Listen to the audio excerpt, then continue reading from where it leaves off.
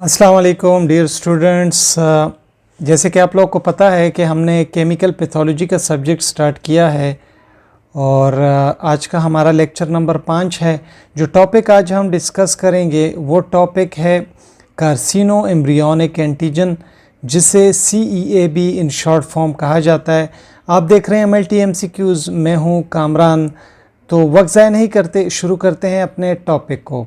सबसे पहले बात करेंगे कार्सिनो एम्ब्रियोनिक एंटीजन CEA के इंट्रोडक्शन पर। कार्सिनो एम्ब्रियोनिक एंटीजन बहुत ही ज़्यादा फ़ायदेमंद मार्कर है, ख़ासकर जब कैंसर होता है कोलोरेक्टल का। यानी कोलोरेक्टल से मतलब क्या है, कोलोन को कहा जाता है आंतों को, और रेक्टल कहा जाता है बड़े पेशाब वाली जगह रेक्टम को। तो अगर वहाँ पर कैंसर होगा तो उसके लिए, उसको जानने के लिए एक अच्छा मार्कर है। गैस्ट्रोइंटेस्टाइनल यानी कि मैदे में और आंतों में अगर कोई कैंसर होगा, फेफड़ों में अगर कैंसर होगा, या अगर सीने में, ब्रेस्ट में कैंसर होगा, तो इन जगहों पर कैंसर के मुतालिक जानने के लिए कार्सिनो एम्ब्रियोनिक एंटीजन जो है ये बड़ा फ़ायदेमंद मार्कर समझा जाता है।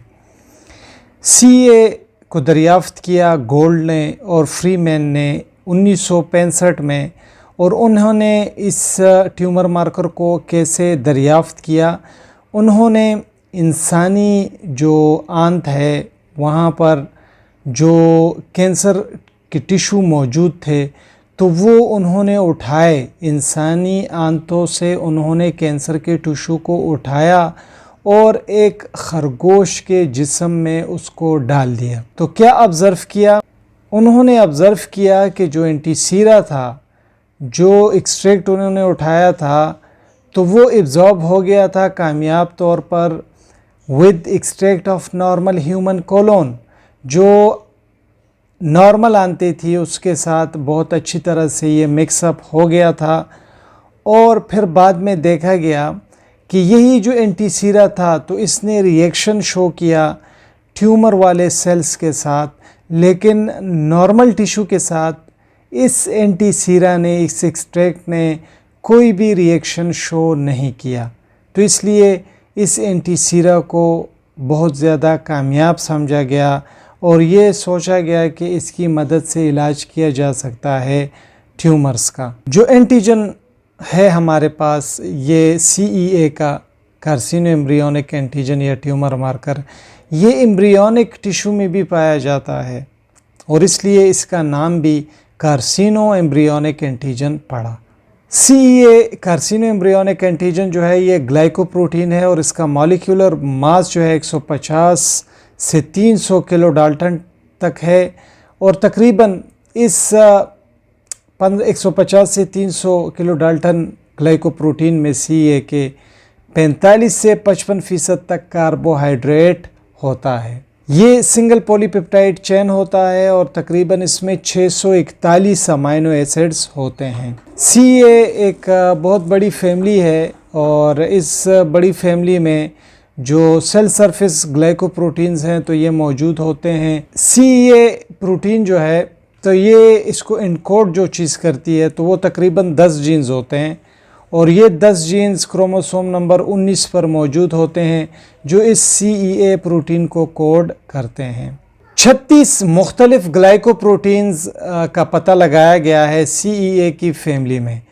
यानी 36 ऐसे और भी मुख्तलिफ किस्म के ग्लाइकोप्रोटीन्स हैं जिसको डिस्कवर किया गया है, जिसका पता लगाया गया है CEA कार्सिनो एम्ब्रियोनिक एंटीजन फैमिली में। 36 और भी मुख्तलिफ किस्म के जो ग्लाइकोप्रोटीन्स हैं तो वो आ गए हैं। लेकिन जो मेजर प्रोटीन है CEA फैमिली में, वो या तो कार्सिनो एम्ब्रियोनिक एंटीजन है या फिर non specific cross reacting antigen जिसे NCA कहा जाता है, ये है। तो ये दो ऐसे एंटीजन्स हैं या प्रोटीन्स हैं जिसको बहुत ख़ास समझा जाता है, ख़ास प्रोटीन समझा जाता है CEA की फैमिली में। क्लिनिकल एप्लीकेशंस पर बात करते हैं कि मेडिकल में इसकी अहमियत क्या है और क्यों इसको इतना अहम समझा जाता है। तो जो CEA है, इसका लेवल मुख्तलिफ़ किस्म के कैंसर्स में बढ़ जाता है। मिसाल के तौर पर अगर एक बंदे को कोलोरेक्टल कैंसर है तो 70% तक बढ़ेगा। 70% लोगों में कोलोरेक्टल कैंसर में CEA का लेवल बढ़ जाता है। लंग 45% लोगों में लंग कैंसर में इसका लेवल बढ़ता है। 50% गैस्ट्रिक कैंसर में CA का लेवल बढ़ जाता है। 40% ब्रेस्ट कैंसर्स में जो CA है उसका लेवल बढ़ जाता है। पेनक्रिएटिक कैंसर में 55% केसेस में जो CA का लेवल है वो बढ़ जाता है। ओवेरियन कैंसर में 25% में, यूट्राइन यानी कि बच्चादानी का अगर कैंसर हो तो उसमें 40% लोगों में जो CA का लेवल होता है तो ये खून में बढ़ जाता है। तो मुख्तलिफ़ किस्म के कैंसर्स में इसका लेवल बढ़ जाता है। क्योंकि जो इसका बढ़ना है ये इसका बड़ा गहरा ताल्लुक़ है बिनाइन बीमारी के साथ भी। ये हमेशा याद रखें कि CA का लेवल अगर बढ़ता है तो कोई बिनाइन हालत भी हो सकती है, इसलिए ऐसे रिज़ल्ट को फ़ाल्स पॉजिटिव रिज़ल्ट कहा जाता है। यानी कैंसर नहीं होता, कोई आम हालत होती है, बिनाइन हालत होती है जो जल्दी ठीक हो सकती है, लेकिन उसमें भी इसका लेवल बढ़ जाता है तो इसे फ़ाल्स पॉजिटिव रिज़ल्ट कहा जाता है। और कुछ ऐसे ट्यूमर्स हैं जिनमें CA का लेवल नहीं बढ़ता, इसलिए इसे फ़ाल्स नेगेटिव रिज़ल्ट कहा जाता है। लेकिन इस बंदे को ट्यूमर होता है लेकिन CA का लेवल नहीं बढ़ता, तो इसका ये मतलब नहीं कि इस बंदे को ट्यूमर नहीं है, क्योंकि ये रिज़ल्ट फ़ाल्स नेगेटिव रिज़ल्ट तस्वर होता है। CA टेस्टिंग इसलिए स्क्रीनिंग के तौर पर इस्तेमाल नहीं की जाती कैंसर के लिए और ट्यूमर के लिए, क्योंकि काफ़ी सारे ऐसे ट्यूमर या कैंसर हैं जिसमें CA का लेवल फिर भी नेगेटिव आता है, तो इसलिए इसको स्क्रीनिंग के तौर पर इस्तेमाल नहीं किया जाता।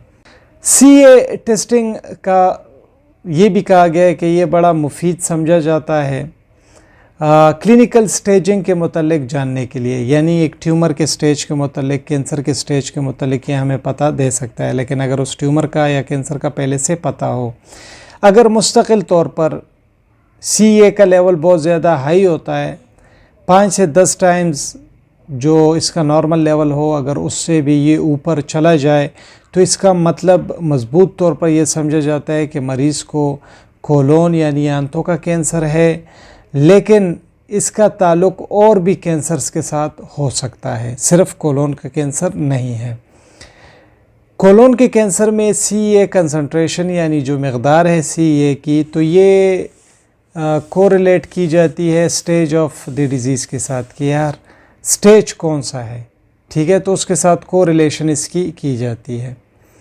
CA तकरीबन 28% मरीज़ों में ड्यूक स्टेज में बढ़ जाता है, लेकिन ड्यूक स्टेज A होगा अगर कोलोरेक्टल कैंसर का, और 45% उन लोगों में जिसमें स्टेज B होता है तो CEA का लेवल बढ़ जाता है। ड्यूक स्टेज जो है तो ये मुख्तलिफ़ किस्म के स्टेजेस हैं, stage A, stage B, stage C, stage D, और इन स्टेजेस की बुनियाद पर यह कहा जाता है कि मरीज़ के बचने के चांसेस कितने हैं कितने नहीं हैं, कैंसर कहाँ तक फैला है कहाँ तक नहीं फैला।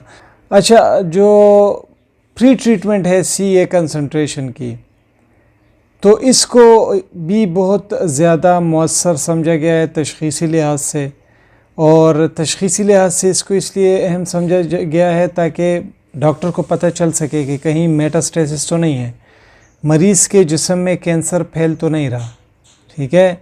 यानी अभी ट्रीटमेंट शुरू नहीं हुआ और CA का कंसंट्रेशन बहुत ज़्यादा हाई आ रहा है, तो इससे पता चल सकता है कि मेटास्टेसिस तो कहीं नहीं है।